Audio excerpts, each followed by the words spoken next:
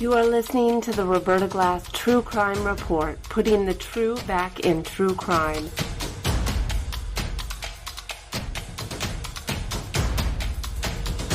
From New York City, Roberta Glass is now on the record.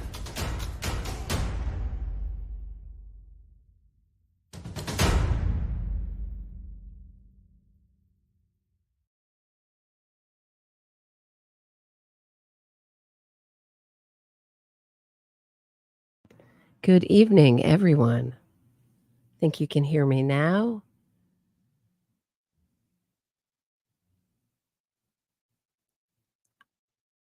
Suzanne Morphew's body has been found 40 miles away from where she was first reported missing.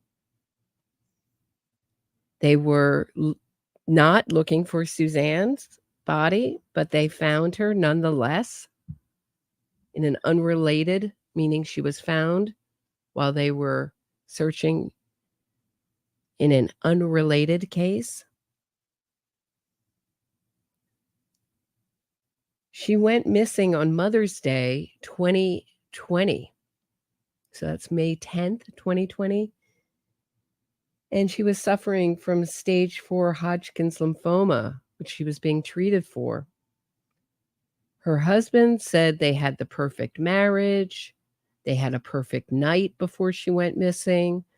All this kind of language, will be familiar.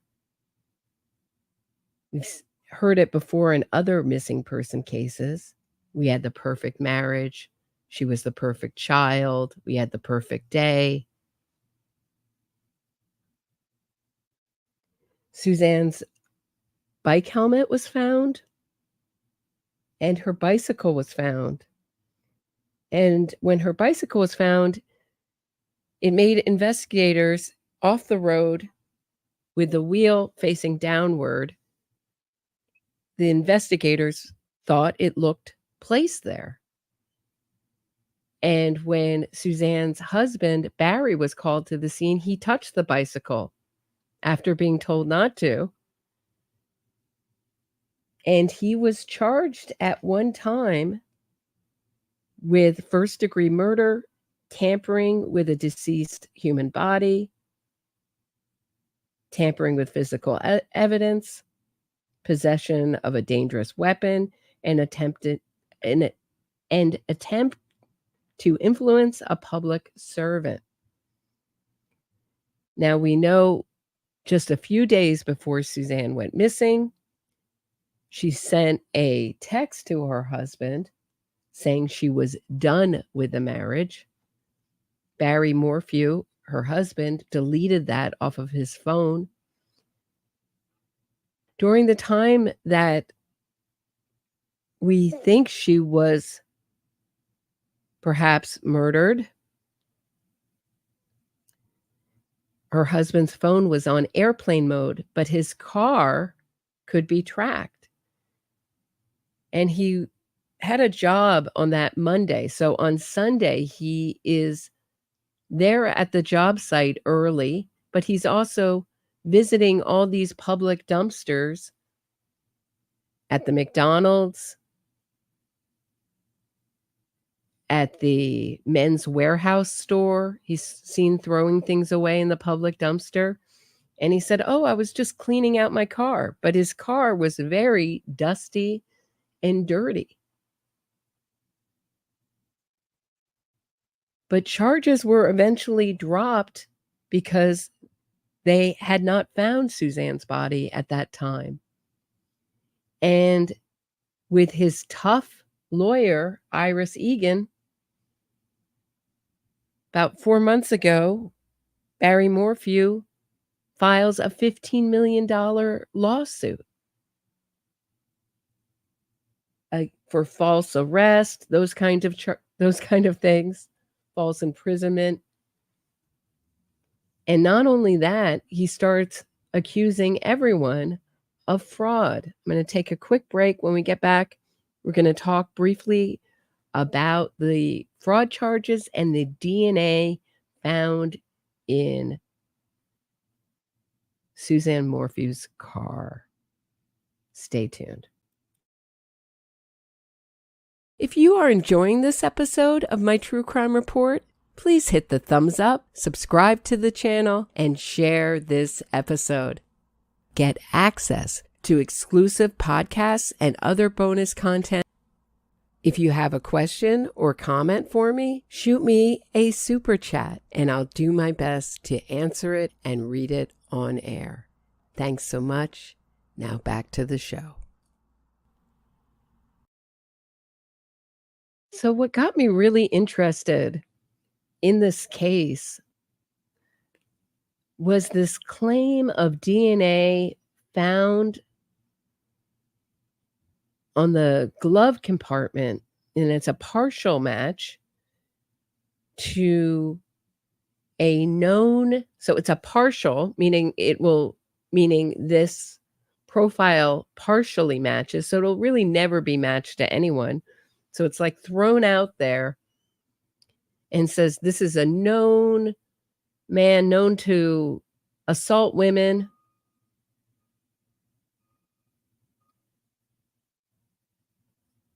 and unfortunately investigators had such tunnel vision that they only looked at Barry Morphew and didn't look at anyone else.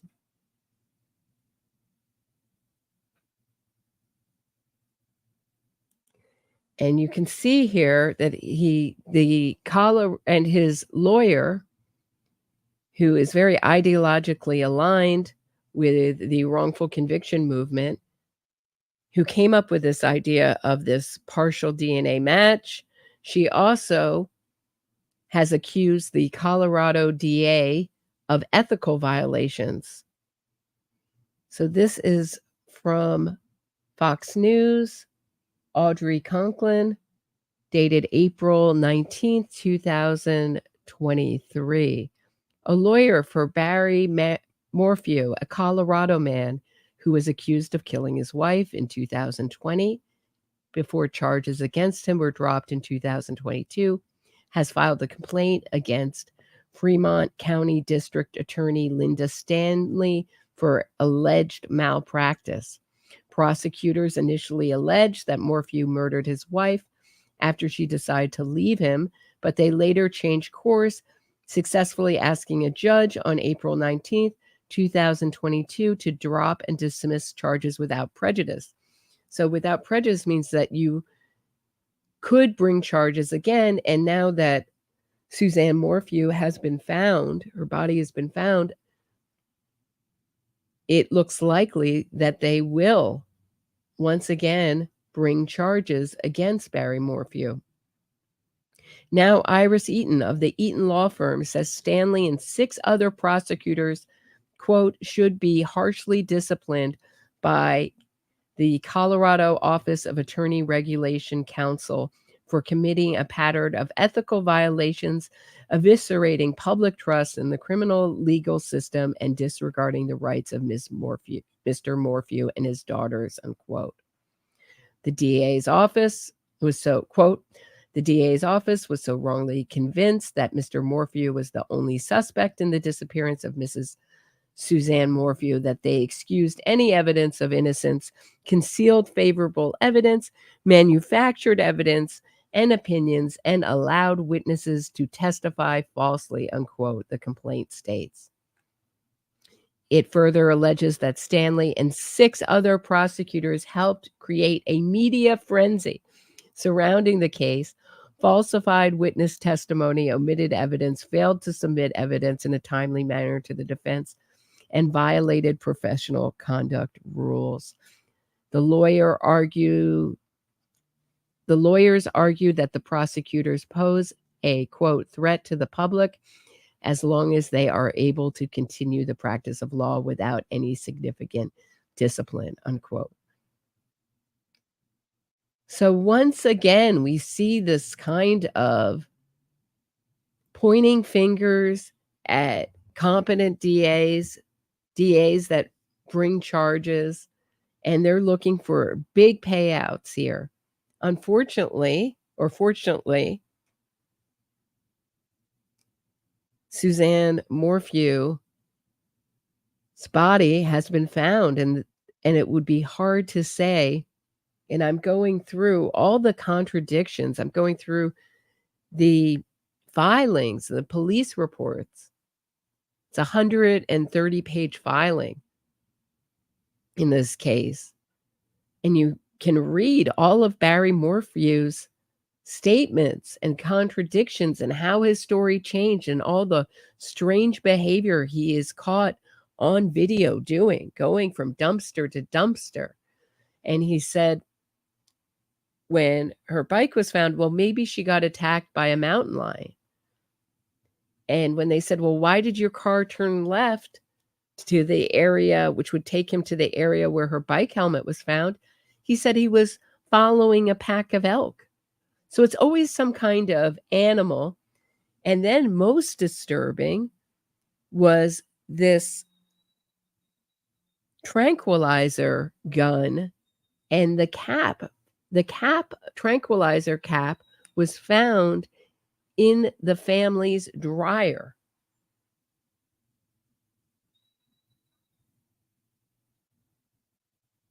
And he admitted, oh, that's when I would sedate deer and I'd remove their horns. I know it's totally illegal to do and sell their horns while they were asleep. Suzanne Morphew's sister said he was very abusive.